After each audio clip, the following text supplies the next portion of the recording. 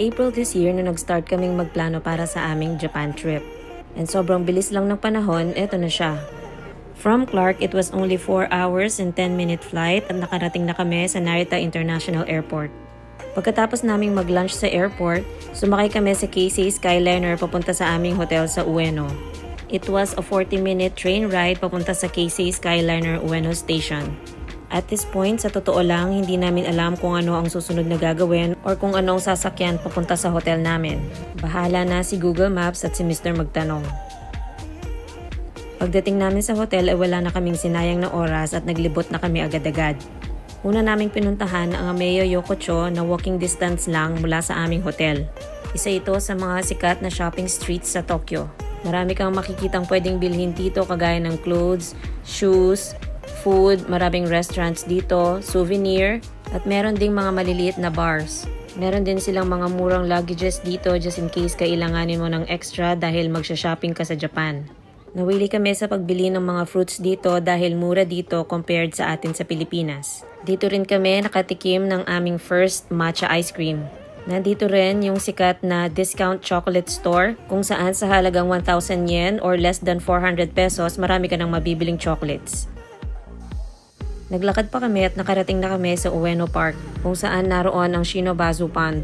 In-explore namin ang iba't ibang parts ng Ueno Park at napuntahan namin ang ibang mga shrines na nasa loob nito. Pero hindi namin siya nakuhang nalibot lahat dahil sa sobrang laki nito, medyo kulang na sa oras at medyo pagod na kami.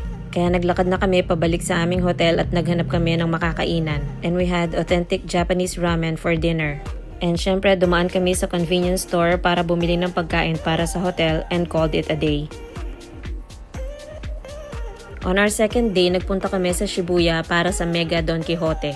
Isa ito sa mga sikat na shopping centers sa buong Japan and true enough, it was really overstimulating sa sobrang dami ng pwedeng mabili. Pagkatapos namin sa Mega Don Quijote ay in-explore namin ang Shibuya. Kahit sobrang init dahil summer ngayon sa Japan ay go pa rin kami. Naglakad-lakad kami sa Shibuya at nakita pa namin itong mga nag-avail ng Mario Kart.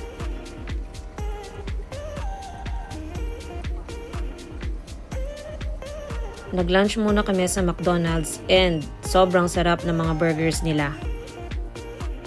Of course, hindi namin palalampasin na mapanood ang Shibuya Scramble Crossing from above.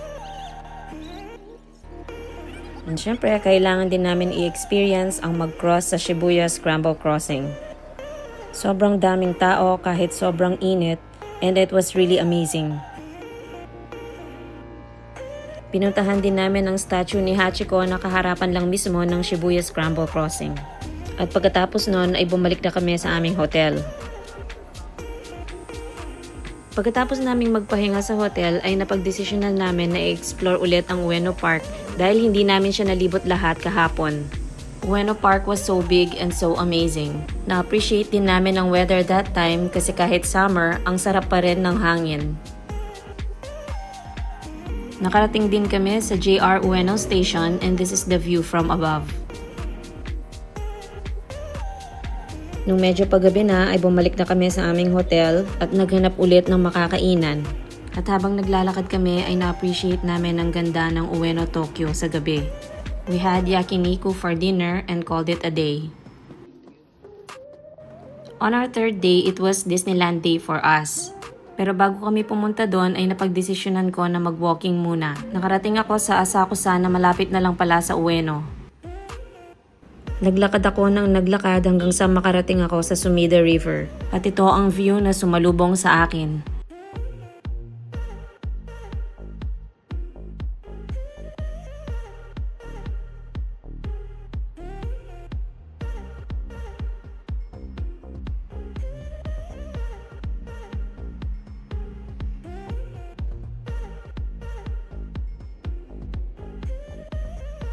Pagkatapos dyan ay naligaw na ako. Inilaan namin ang buong araw na to para sa Disneyland. Nakarating kami doon before lunchtime. Makikita mong sa entrance pa lang ay nag-i-enjoy na ang mga tao lalo na ang mga bata. Kaya siguro ganyan akong naging emotional dahil naalala ko ang mga anak ko lalo na si Nico. I wish na ma-enjoy din niya ang mga ganito kagaya ng mga normal na bata at hindi siya ma-overwhelm. We spent the whole day sa Disneyland at in-enjoy talaga namin every moment. Parang bumalik kaming lahat sa pagkabata. It is indeed the happiest place on earth. Nag-rides kami, bumili ng mga pasalubong, kumain ng popsicle, naglibot, pero hindi rin talaga namin siya nalibot lahat dahil sobrang laki ng Disneyland. Sumakay kami ng train, ng boat, at in-explore ang iba't ibang parts ng Disneyland. Na-meet at nakapagpa-picture din kami sa mga characters. We had the best time in Disneyland. Pero dahil sa sobrang init ay na-cancel yung isang parade na nakaschedule ng 5 p.m. But the fireworks display, it was amazing. Pagkatapos noon ay humanap kami ng magandang pwesto sa harapan mismo kung saan dadaan ang parade. Sobrang ganda and sobrang saya. It was just stunning.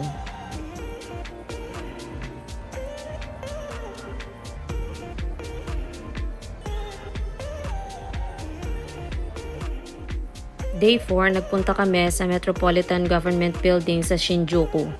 From the 45th floor, makikita mo ang panoramic view ng Tokyo. On a clear day, makikita dito ang Mount Fuji, kaya lang hindi siya nagpakita ngayon. Free ang admission dito sa Metropolitan Government Building Observation Deck, and pagpasok mo ay meron kang makikitang souvenir shop and cafe.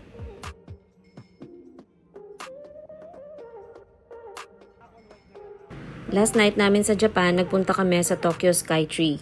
Dito naman ay hindi free ang admission. Dalawa ang observation decks nito, ang Tembo Deck at ang Tembo Galleria. The view was so amazing. So stunning.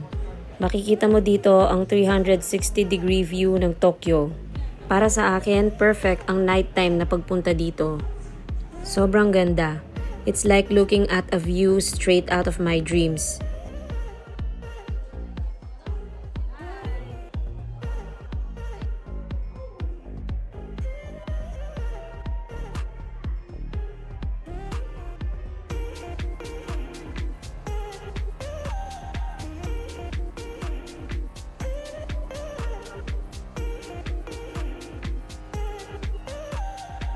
Meron din silang glass floor dito, but I think mas ma-appreciate ang view dito kung daytime.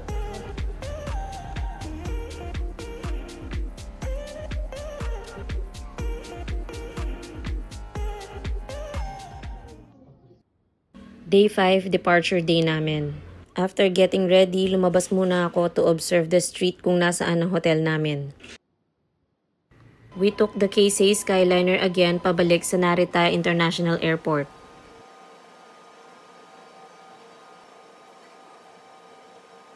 Our Japan trip is truly memorable and definitely one for the books. Marami pa kaming hindi napuntahan sa Japan and we will definitely come back. And the hardest part of leaving Japan is this. You are amazing, Japan. We will see you again.